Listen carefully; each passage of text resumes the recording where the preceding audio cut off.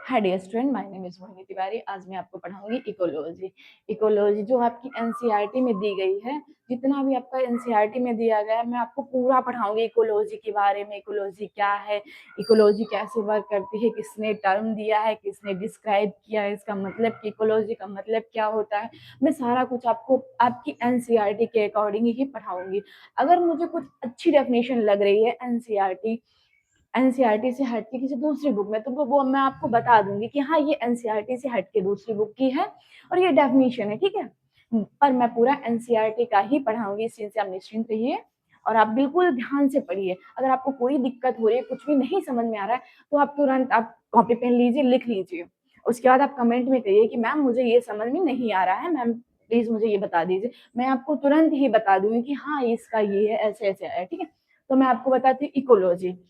What is ecology. अगर आपसे कोई पूछे कि इकोलॉजी क्या होती है, तो आप क्या बताएंगे। इकोलॉजी इकोलॉजी इको इकोलॉजी क्या, हमारे आसपास जो भी चीजें दिखे ना, हमें लगता है कि हाँ वो सब इकोलॉजी है, तो सच में वही इकोलॉजी है। इकोलॉजी में जो भी हमारे एनवायरनमेंट में पाया जाए उसे हम इकोलॉजी कहते हैं, ठीक है। अब इकोलॉजी में क्या होता है कि बायोटिक एंड एबायोटिक फैक्टर भी आते हैं, ठीक है।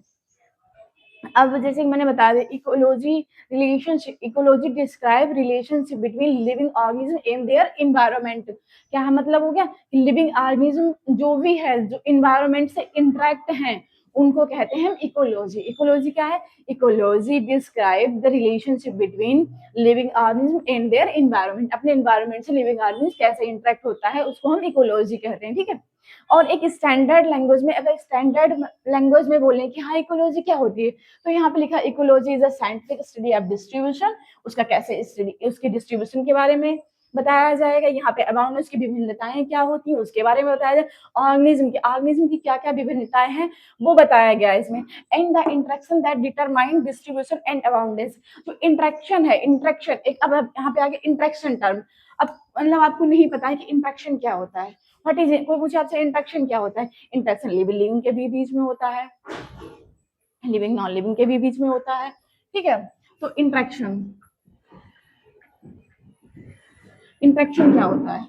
अब जैसे कि हम है लिविंग, ठीक है, हम कोई एक एनिमल स्पीसीज है, ठीक है।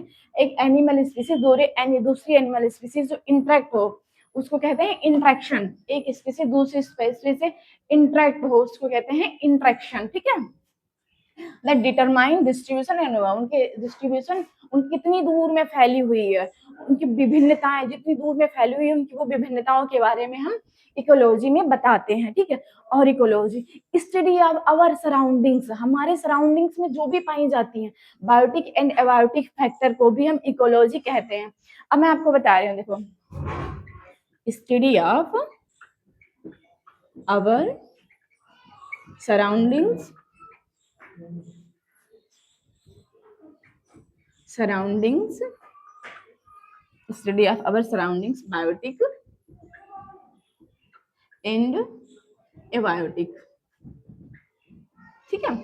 Study of our surroundings, biotic and abiotic factors होते हैं, ठीक है। बायोटिक एंड एबायोटिक फैक्टर क्या होता है। अगर आपसे कोई पूछे what is biotic and what is abiotic factor, तो आप बताएंगे एबायोटिक एंड बायोटिक। जैसे मैंने यहाँ पे लिख दिया बायोटिक, ठीक है, बायोटिक फैक्टर, बायोटिक फैक्टर, और यहाँ पे लिख दिया एबायोटिक फैक्टर, ठीक है। अब यहाँ पे बायोटिक एंड एबायोटिक फैक्टर। अब बायोटिक बायोटिक मीन्स क्या होता है, जिसमें जान होती है, लोग जो लिविंग ऑर्गेनिज्म होते हैं उनको कहते हैं बायोटिक फैक्टर। यहाँ पे लिख दिया लिविंग ऑर्गेनिज्म, लिविंग थिंग्स,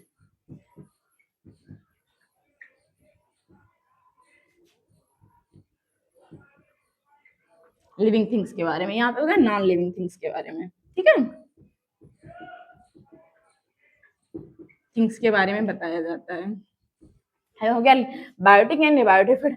अब इसमें कैसे इंटरेक्ट होता है, इंटरेक्शन देखो यहाँ पे आ गया इंटरेक्शन की बात। तो इंटरेक्शन में क्या हो गया कि हाँ बायोटिक का हमारे एबायोटिक से कैसे, अब हम जैसे किसी बाहर जा रहे हैं, हम बाहर निकले, वहां पे धूप बहुत तेज से है, बहुत तेज से धूप आ रही है, और हम गए, तो हम क्या है, लिविंग ऑर्गेनिज्म, क्या है, हम लिविंग ऑर्गेनिज्म, और धूप क्या हो गई हमारी एबायोटिक फैक्टर, तो क्या हो गया, नॉन लिविंग। तो ऐसे हम लिविंग और नॉन लिविंग के बीच में भी बता सकते हैं कि ये इंट्रैक्शन जा रहा है। अब जैसे इसमें बायोटिक फैक्टर में क्या हो गया है, लाइट, अरे plants, animal, plant animal, insect,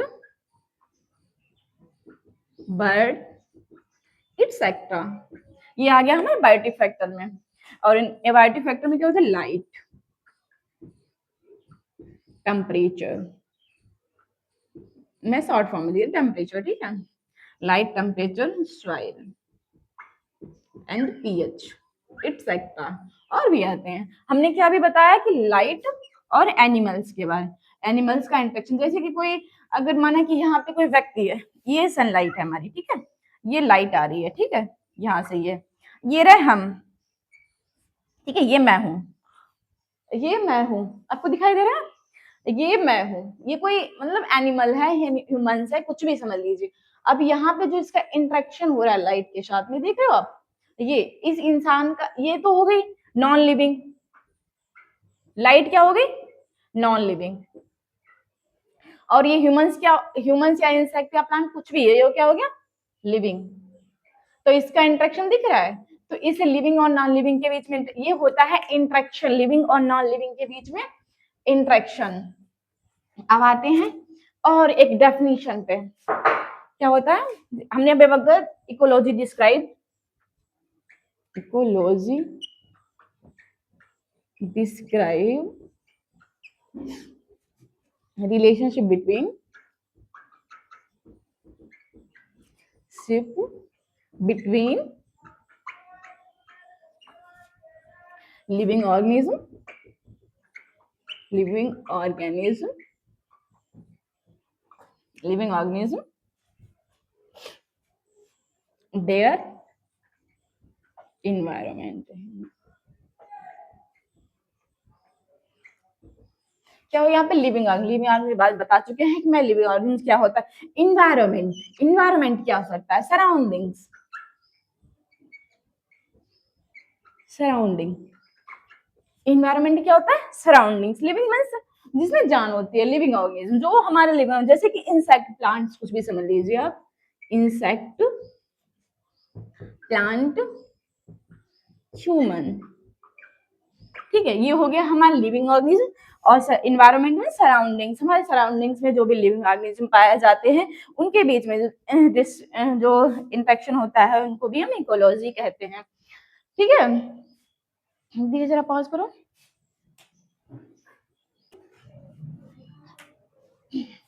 ecology, अब इकोलॉजी वहां मैंने आपको बता दिया कि इंटरेक्शन बता दिया इन्वायरमेंट।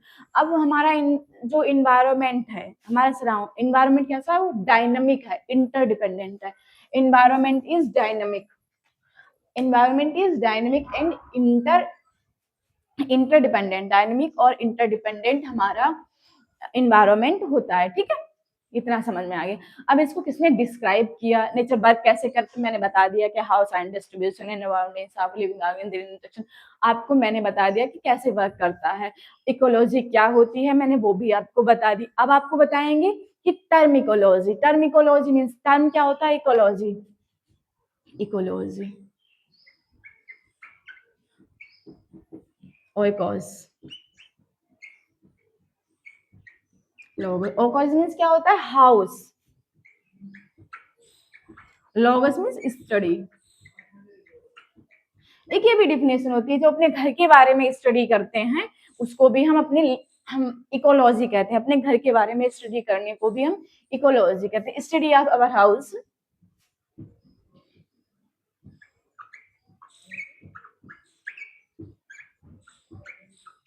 ठीक है, ये फर्स्ट ऑफिस में बना दीजिए कि हाँ ये भी एक डेफिनेशन होती है, स्टडी ऑफ अवर हाउस, ठीक है। अब इसको किसने डिस्क्राइब किया था, इकोलॉजी को किसने डिस्क्राइब किया था,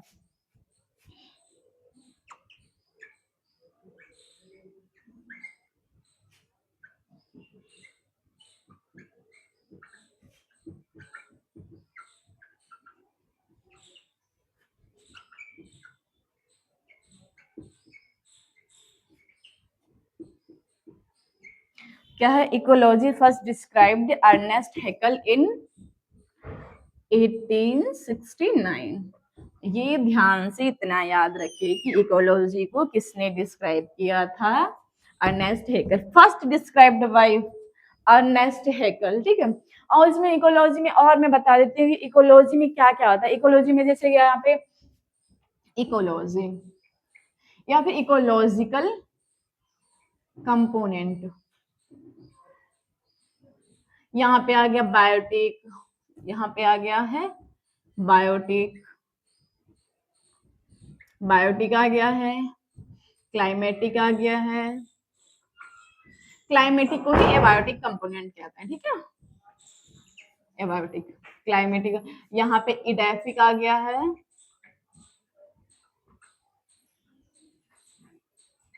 इडेफिक, ठीक है। Climatic, biotic, climatic, edaphic. Biotic में ही क्या कहते हैं कि वो आ जाएगा लिविंग ऑर्गेनिज्म आ जाएगा, एबायोटिक में नॉन लिविंग आ जाएगी, जो मैं आपकी सॉइल बता चुकी हूँ आपको। एडाफिक में जो डेजर्ट होते हैं हमारे, क्या कहते हैं, जिसमें एल्टीट्यूड्स के बारे में, इकोलॉजी के एल्टीट्यूड्स के बारे में हम बात करते हैं, ठीक है। अब आपको इतना इकोलॉजी के बारे में बता दिया है। अब आपको मैं कल बताऊंगी level of organisation. I hope सब अच्छे होंगे, सेफ और सुरक्षित अपने घर पे रहिए और मन लगा के पढ़िए।